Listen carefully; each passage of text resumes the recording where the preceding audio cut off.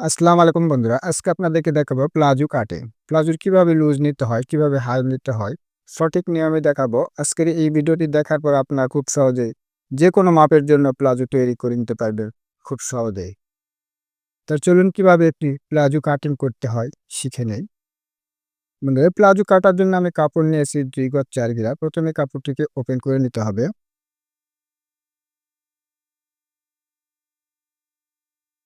এরকমভাবে কাপড়টিকে ওপেন করে নেওয়ার পর কাপড়ের ২ টি মাথা এক করে নিয়ে কাপড়টিকে এরকমভাবে ২ পার্ট করে নিতে হবে।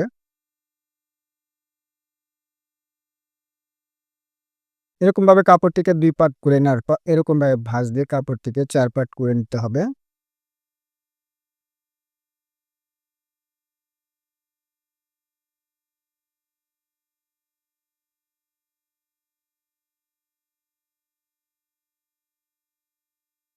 কাপড়টি হয়ে গেল ৪ পার্ট। দেখুন আমি যে পাশে দাঁড়িয়ে আছি সে পাশটি কিন্তু আটকানো রয়েছে। আর সামনের পাশটি খোলা রয়েছে। আমি যে পাশে পায়ের ঘের নেব সে পাশটি কিন্তু আটকানো পার্ট রয়েছে এবং যে পাশে আমি বেল্টের পাশ নেব সে পাশটি কিন্তু খোলা রয়েছে। ঠিক এরকমভাবে আপনাকেও সুন্দর করে ভাঁজ করে নিতে হবে এবং দেখতে হবে কোথাও যেন কুচি-কাচি না থাকে। এই ভাঁজটি করে নেওয়ার পর এখন আমাদের উপরে কাপড় সোজা করার জন্য একটা মার্ক করে নিতে হবে।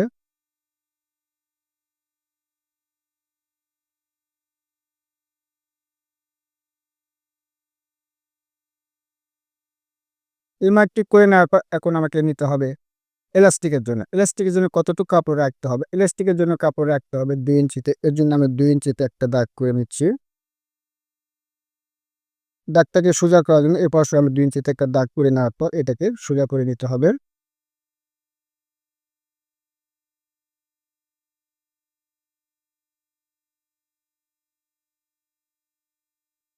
এরকমভাবে দাগ ঠিক করে নেওয়ার পর এখন আমাদের নিতে হবে পায়জামার ঝুলের মাপ। ঝুলের মাপ নেওয়ার জন্য এই দাগ থেকে আমাদের ফিতাটি রাখতে হবে।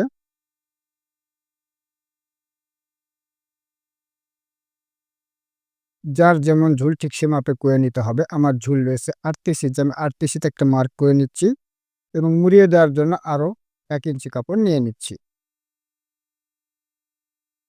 এখন এই দুটি দাগ সমান করে নিতে হবে।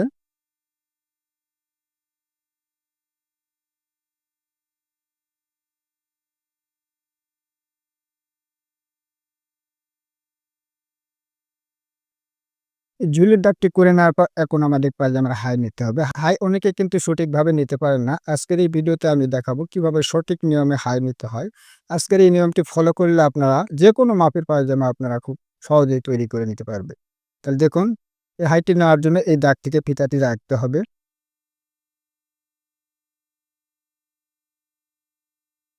এখন হাইয়ের মাপ দেখুন এই যে যতটুকু আমি ঝুল দিয়েছি এই ঝুলকে আপনারা ৩ ভাগ করে নিবেন। আমার ঝুল রয়েছে ৩৮ ইঞ্চি। ৩৮ কে ৩ ভাগ করলে কত ইঞ্চি হয়?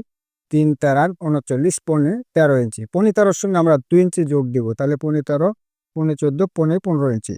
আমরা ১৫ ইঞ্চিতে একটা মার্ক করে নিচ্ছি। আপনি এই নিয়মটা ফলো করবেন তাহলে আপনার যেকোনো মাপের জন্য আপনারা পায়জামা কাটিং করে নিতে পারবেন।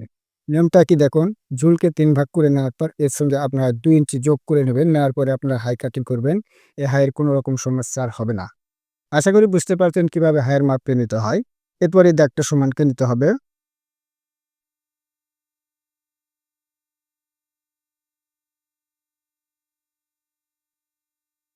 এখন হিপের মাপ। হিপের মাপ কিভাবে নিতে হবে দেখুন এখান থেকে আমি হিপ দিব ১২.৫ ইঞ্চি।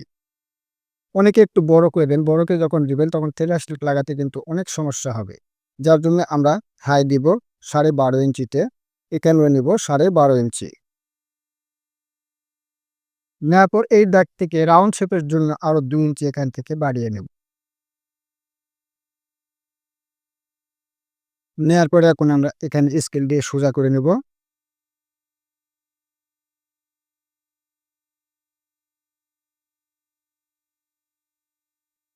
এরপরে হাই রাউন্ড শেপটি করে নিতে হবে।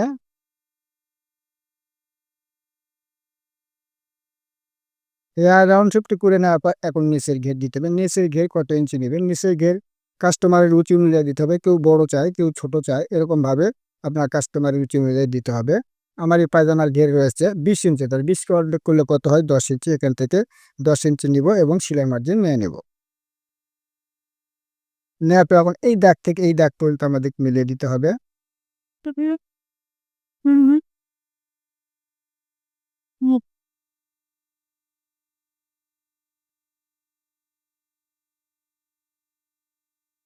দেখুন আমার পায়জামা কিন্তু ডুইং হয়ে গেল। এখন এটাকে কেটে নিতে হবে।